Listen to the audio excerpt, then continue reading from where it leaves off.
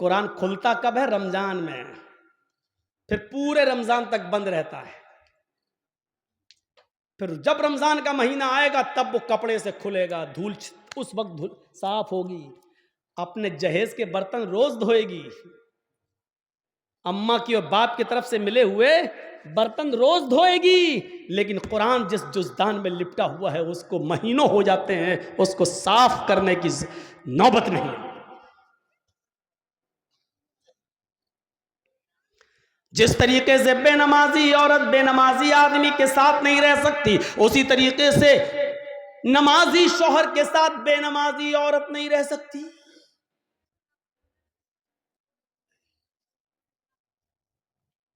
دیکھ رہے ہیں آپ، ان نبیوں پر بھی نماز فرض تھی۔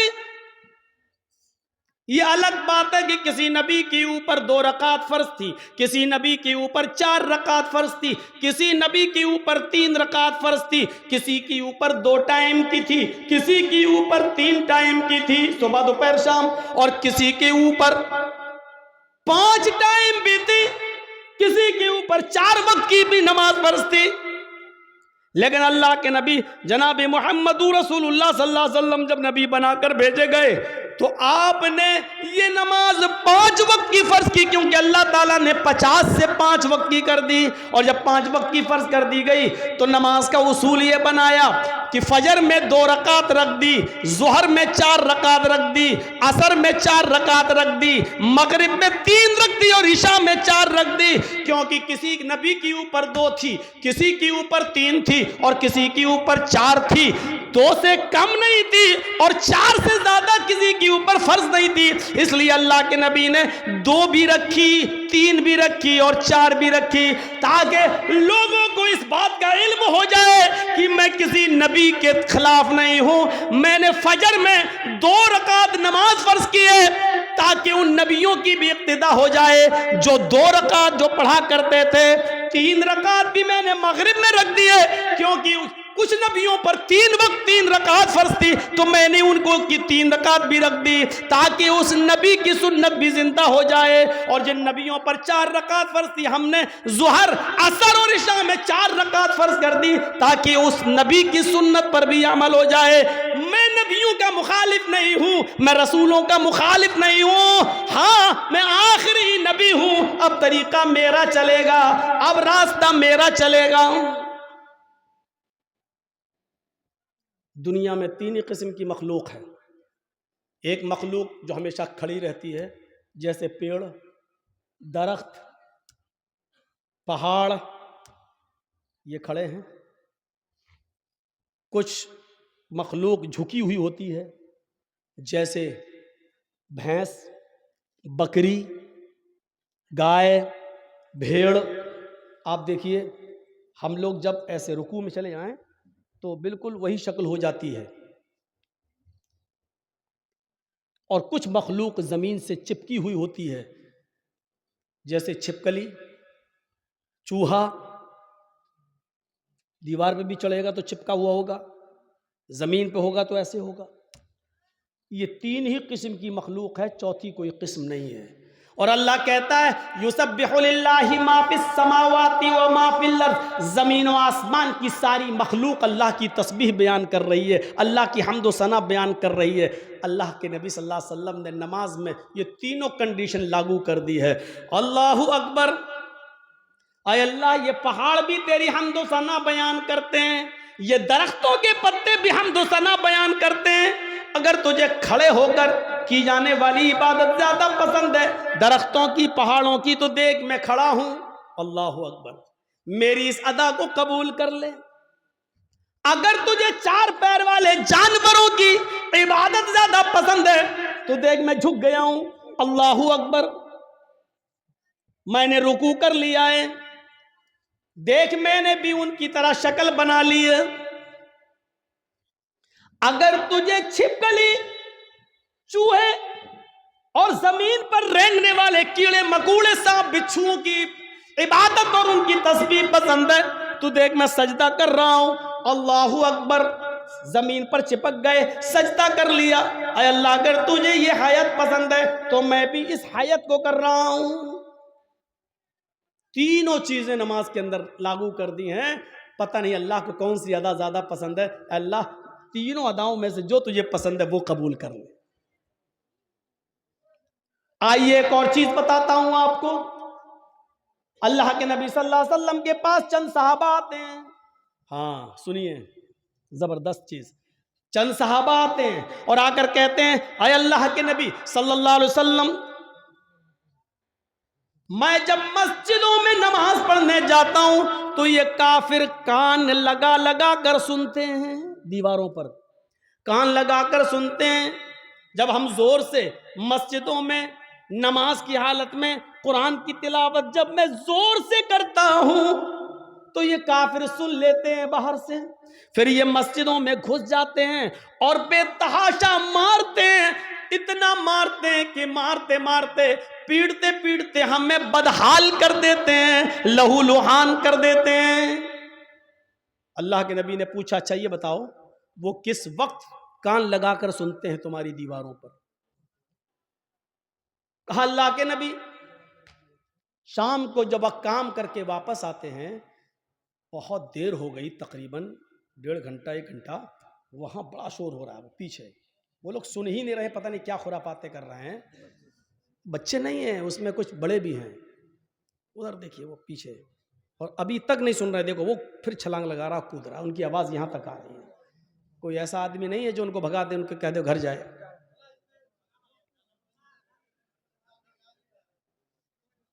اتنے شیطان بچے. ان کے ماں باپ سے پوچھو، ہمیں ہمارا دل کہتا ہے یہ رات میں پیدا ہوئے ہوں گے.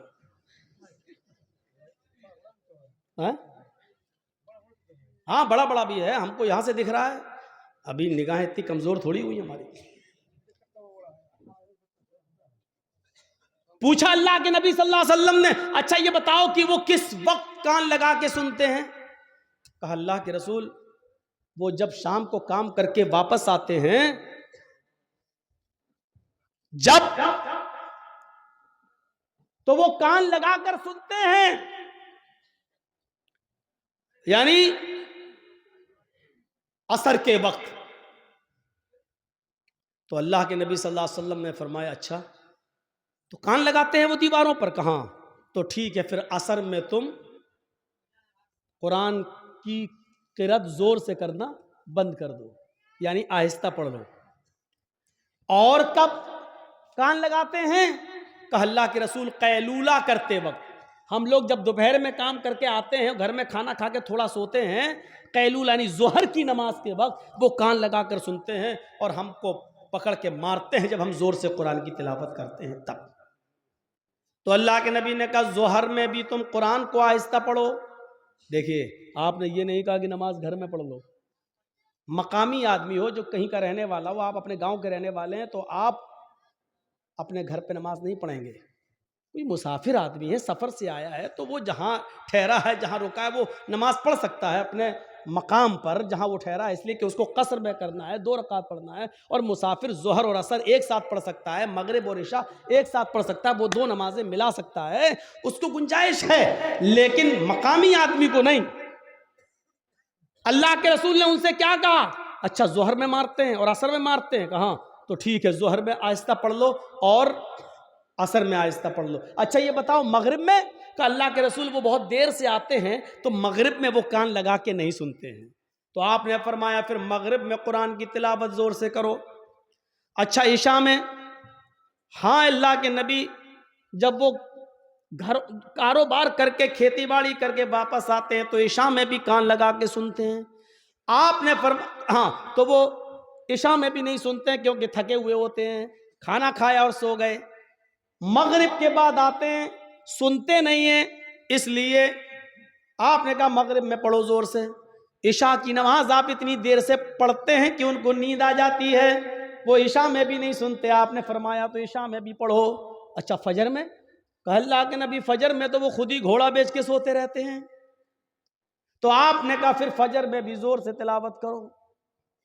پہلے یہ 5 وقت زور سے تلاوت ہوتی تھی، 5 نمازوں میں زور سے پڑھا جاتا تھا. الحمدللہ رب العالمین. جب صحابہ نے شکایت کی کہ اے اللہ کے رسول یہ ہمیں مارتے ہیں، کانوں میں دیواروں پہ کان لگاتے ہیں، سن لیتے پڑھ رہے ہیں تو مارتے ہیں، پیٹتے اتنا مارتے ہیں کہ لہو لہان ہو جاتے ہیں. تو آپ نے کہا کب مارتے؟ کہا ظہر میں. آپ نے کہا ظہر میں آہستہ پڑھو. کب مارتے ہیں؟ کہا عصر میں. عصر میں بھی آہستہ پڑھو. مغرب میں؟ کہا نہیں زور سے پڑھو. عشاء میں سو جاتے ہیں وہ، زور سے پڑھو. فجر میں نہیں اٹھتے ہیں وہ، زور سے پڑھو. میرے بھائیو یہ سلسلہ چلتا رہا، بہت دنوں تک یہ سلسلہ چلتا رہا، اور اتنے دنوں تک یہ سلسلہ چلا کہ مکہ فتح ہو گیا. جب مکہ میں کامیابی مل گئی اور نبی کی حکومت آ گئی، تب صحابہ کرام نے پھر عرض کیا. اب جو چیز بتانا چاہتا ہوں وہ سنیے. اب صحابہ نے عرض کیا، آئے اللہ کے نبی، جب ہمارے حالات خراب تھے، جب یہ ہمیں مارتے تھے پیٹتے تھے، جس کی وجہ سے آپ نے آہستہ پڑھنے کا حکم دے دیا تھا ظہر میں اور عصر میں، اب تو یہ مارتے نہیں ہیں، اب تو حکومت ہمارے ہاتھ میں آ گئی، اب تو مکہ اور مدینہ کی باغ ڈور ہمارے ہاتھ میں ہے، تو اے اللہ کے نبی ہمیں پہلی والی اجازت دے دیجئے، اب ہم پھر سے 5 وقت کی نمازوں میں زور سے تلاوت کریں. بھئی حالات اب ختم ہو گئے، پہلے حالات برے تھے اس لیے آپ نے آہستہ پڑھنے کو کہہ دیا، اب تو ہمارے فیور میں ہے حالات، اب تو ہمارے حق میں ہے حالات، تو اب کیوں ہم آہستہ پڑھیں، اب ہم زور سے پڑھیں گے. آپ نے کہا نہیں، بالکل نہیں. صحابہ نے کہا اللہ کے رسول، کیا یہ وجہ نہیں تھی کہ یہ لوگ ہمیں مارتے تھے اس لیے آپ نے آہستہ پڑھنے کے لیے کہہ دیا تھا؟ آپ نے کہا وجہ یہی تھی. کہا جب وہ ریزن ختم ہو گیا، جب وہ وجہ ختم ہو گئی، تو اب زور سے پڑھنے کی اجازت کیوں نہیں دی جا رہی ہے؟ اللہ کے نبی نے کیا فرمایا؟ آپ نے فرمایا اس لیے کہ بعد میں آنے والے لوگ جب یہ سوچیں گے کہ ظہر میں عصر میں آہستہ پڑھنے کی اجازت کیوں دی، اور مغرب میں عشاء میں اور فجر میں زور سے تلاوت کیوں کی جاتی ہے، جب یہ بعد میں آنے والے لوگوں کو پتا چلے گا، جب وہ اس کی ہسٹری پڑھیں گے، جب وہ حدیثیں پڑھیں گے، جب ان کو معلوم ہوگا کہ صحابہ کرام مار کھاتے تھے، اتنا پیٹے جاتے تھے کہ ان کی چمڑی ادھڑ جاتی تھی، لہو لوہان ہو جاتے تھے، اس کے باوجود انہوں نے نماز نہیں چھوڑی، ماریں کھائیں لیکن نماز پڑھی، آہستہ پڑھی لیکن پڑھی، نماز چھوڑی نہیں ہے. جب ان کو اس بات کا علم ہوگا تب ان کو پتا چلے گا کہ صحابہ کرام نے بڑی سے بڑی مصیبتیں جھیلی ہیں لیکن نماز نہیں چھوڑی ہے، نماز ترک نہیں کی ہے، تو پھر وہ بھی نمازی بن جائیں گے، وہ بھی نماز کے پابند ہو جائیں گے. اب آپ کو اندازہ ہے میرے بھائیوں، صحابہ کرام مارے کھاتے تھے، اتنا پیٹتے تھے کہ ان کی چمڑی ادھر جاتی تھی، جسم سے خون بہتا تھا، لیکن اس کے باوجود نماز پڑھ رہے ہیں. اللہ کے رسول نے کہا زور سے مت پڑھو، آہستہ پڑھو، لیکن پڑھو. نماز ایسی کنڈیشن میں بھی معاف نہیں. ہٹے کھٹے تندرست ہیں اور نماز نہیں پڑھتے. اور جرأت دیکھو، بہادری، ہمت تو دیکھو. اذان کی آواز آ رہی ہے، کچھ لوگ مسجد میں نماز کے لیے جا بھی رہے ہیں، لیکن کلیجہ اتنا بڑا کہ ان نمازیوں کے سامنے ہوٹلوں پہ بیٹھ کے چائے ہم پی رہے ہیں. ہمارا دل اور ہمارا کلیجہ کتنا مضبوط ہے. یا اللہ تیرا عذاب کیسے رکا ہوا ہے. اتنی بڑی غلطی اگر پچھلے زمانے کی امتوں نے کی ہوتی تو ابھی تک آگ اور پتھر کے عذاب سے وہ ہلاک ہو گئے ہوتے. اللہ رب العالمین کا عذاب ہم پر آ کیوں نہیں رہا ہے؟ اس کی وجہ کیا ہے؟ اتنا بڑا کلیجہ. مسجد کے سامنے ہوٹل کے باہر، مسجد کے باہر ہوٹل پہ بیٹھ جائیں ہم، اور نماز مسجد کے اندر ہو رہی ہو، اور ہم مسجد کے سامنے سے گزر جائیں سائیکل لے کر اور بائک لے کر.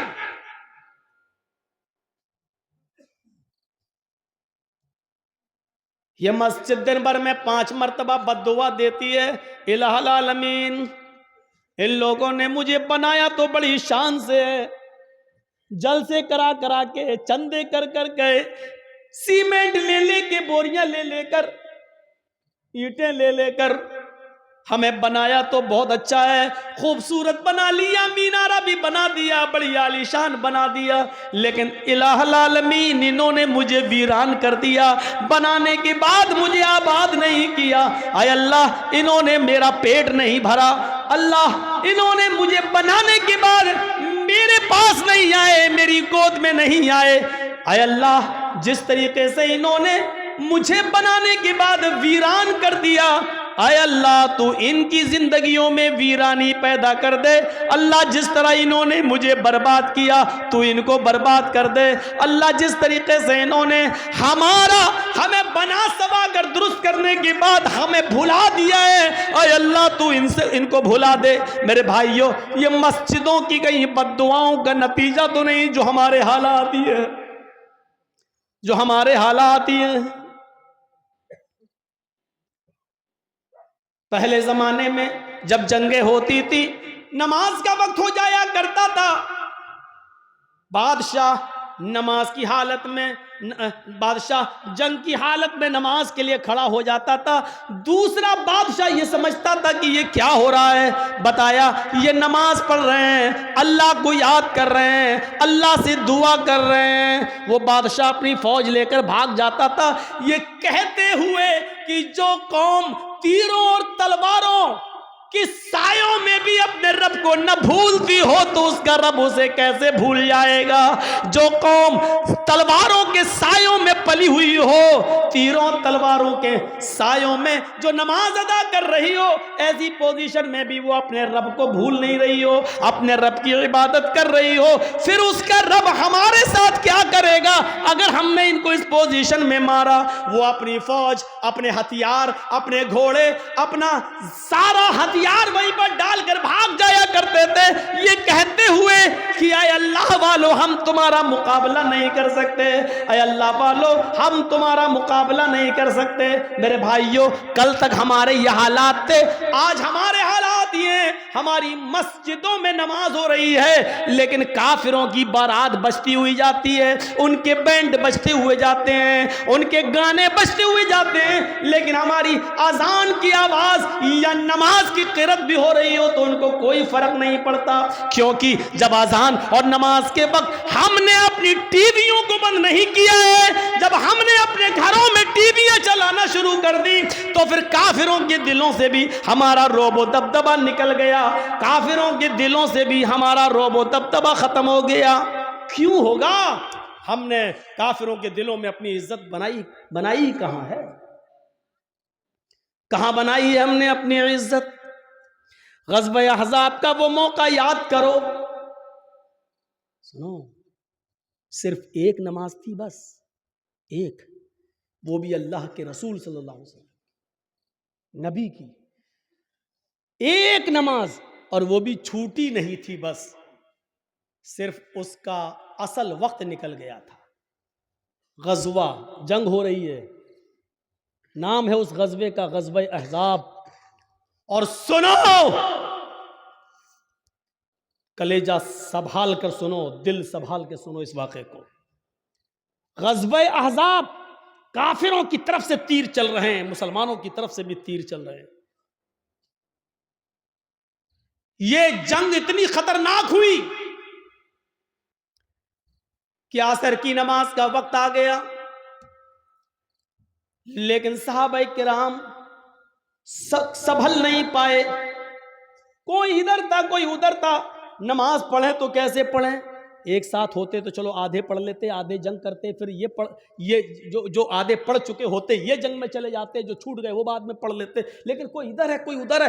یہ عصر کی نماز کا وقت تھا، عصر کی نماز کا وقت، اللہ کے رسول نماز پڑھا نہیں سکے اور صحابہ ایک ساتھ جمع نہیں ہو سکے، کوئی ادھر سے تیر چلا رہا، کوئی ادھر سے تیر چلا رہا ہے، لیکن تیر چلاتے چلاتے چلاتے چلاتے مغرب کا سورج جو ڈوبتا ہے مغرب کی نماز کے لیے، سورج کے ڈوبنے سے، سورج کے غروب ہونے سے تھوڑی دیر پہلے صحابہ کرام نے اس جنگ پر کامیابی حاصل کر لی، یعنی کافروں کو ہرا دیا۔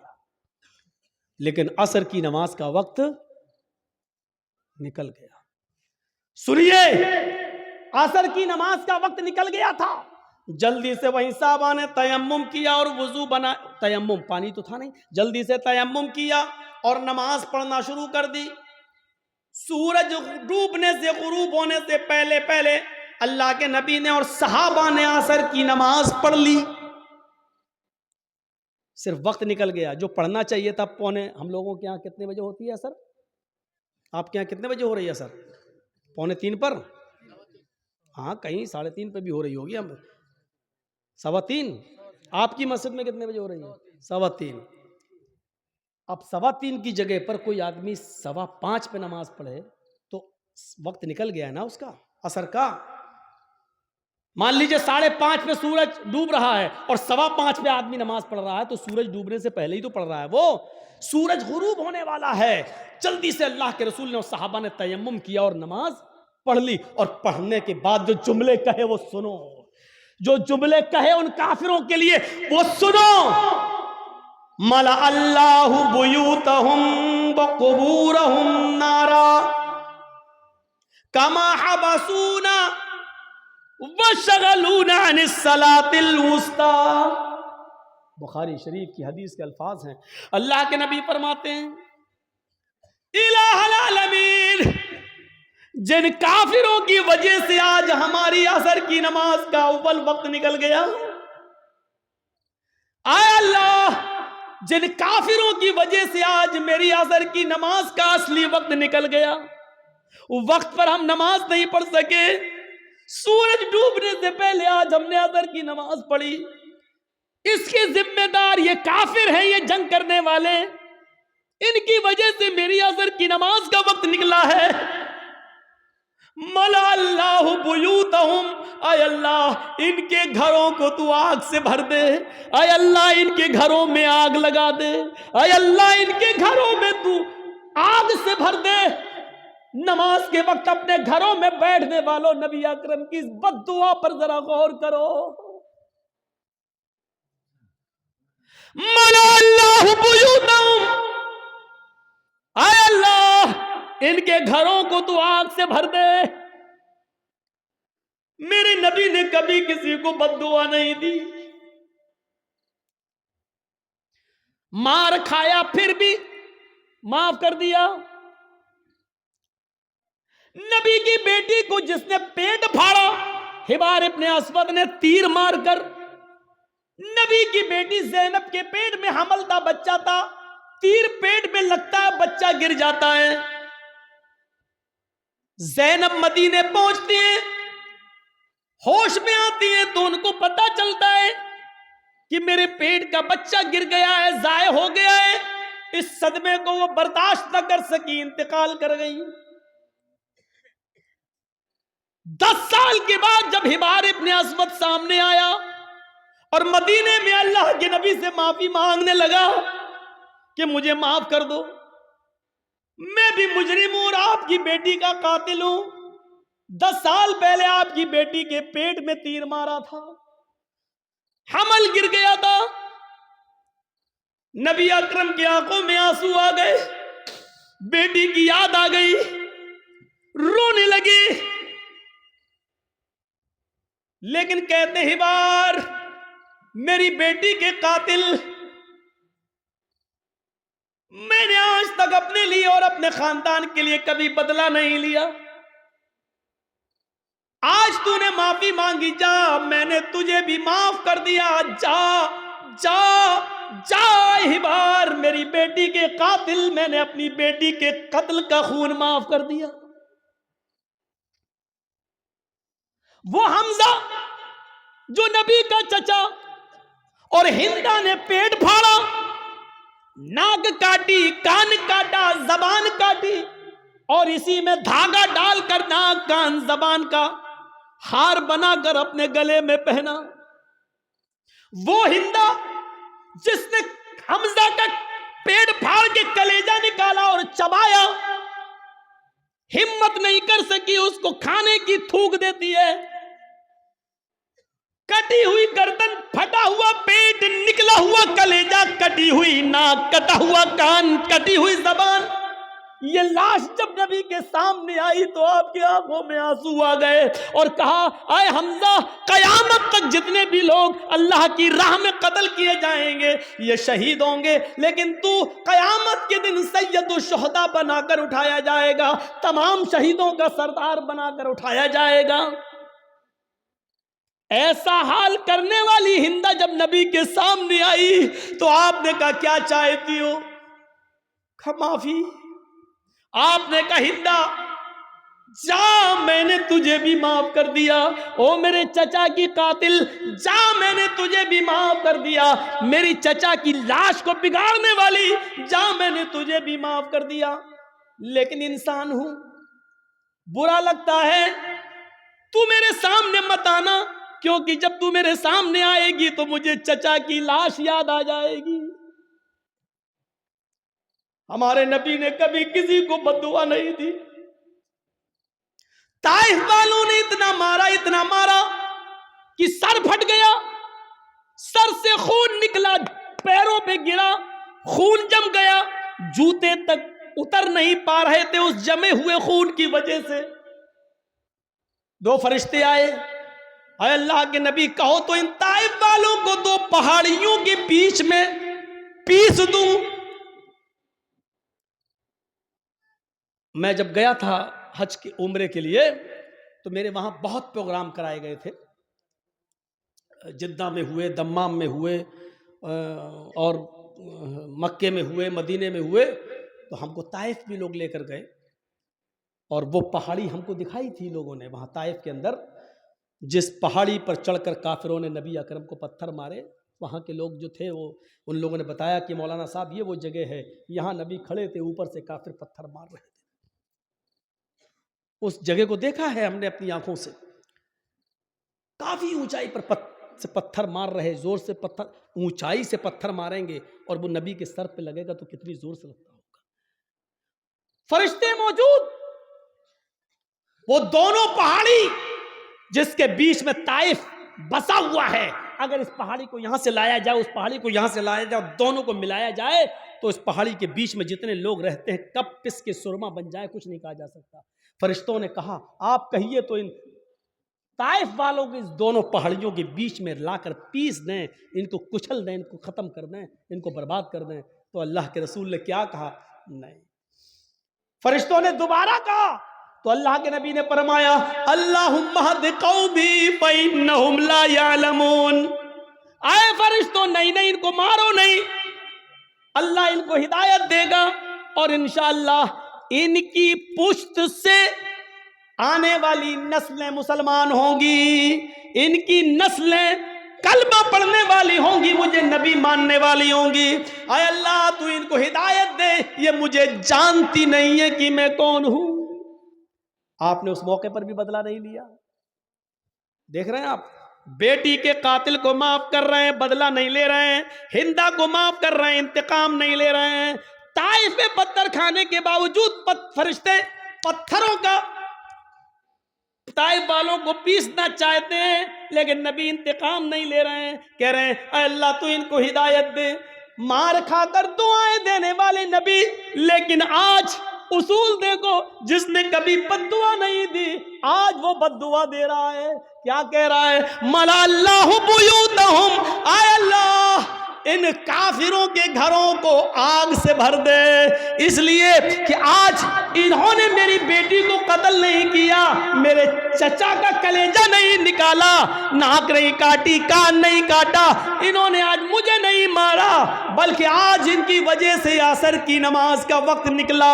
غور کرو، بیٹی کو مارا تو اس کو معاف کر دیا، چچا کا کلیجہ نکال کے کھانے والی کو معاف کر دیا، لیکن جن کی وجہ سے عصر کی نماز چھوٹ گئی، وقت پر نہیں پڑھ سکے، ان کو معاف نہیں کر رہے۔ اللہ کے نبی کہہ رہے ہیں ملا اللہ بیوتہم، اے اللہ ان کے گھروں کو تو آگ سے بھر دے، اور جب یہ مر جائیں آگ میں، اور جب ان کی قبروں، جب ان کو دفن کیا جائے قبروں میں، تو قبورہم، اے اللہ مرنے کے بعد بھی ان کو بخشنا نہیں، ان کی قبروں میں بھی آگ لگا دینا۔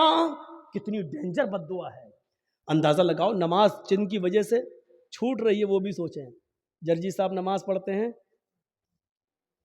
نماز کا وقت ہو رہا ہے، مسجد میں جا رہے ہیں، اور آپ نماز کے وقت میں اپنے گھر میں ناشتہ کرانے لے جا رہے ہیں، تو اس کا مطلب یہ ہے کہ آپ کی وجہ سے نماز چھوٹ رہی ہے، آپ سبب بن رہے ہیں۔ یا تو نماز سے اتنا پہلے ناشتہ کرانا چاہیے تھا کہ اذان کے فوراً بعد نماز پڑھی جا سکے، یا پھر نماز کے بعد آپ کو ناشتہ کرانا چاہیے تھا۔ آپ ایسے موقع پر کیوں لے جا رہے ہیں؟ یہ ذہن غور کریے گا، غور کریے گا۔ وہ جنگ ہو رہی ہے، اللہ سبب مت بنیے کسی کا، آپ خود نماز پڑھنے رہے، دوسرے کی بھی نماز چھڑوا رہے ہیں آپ.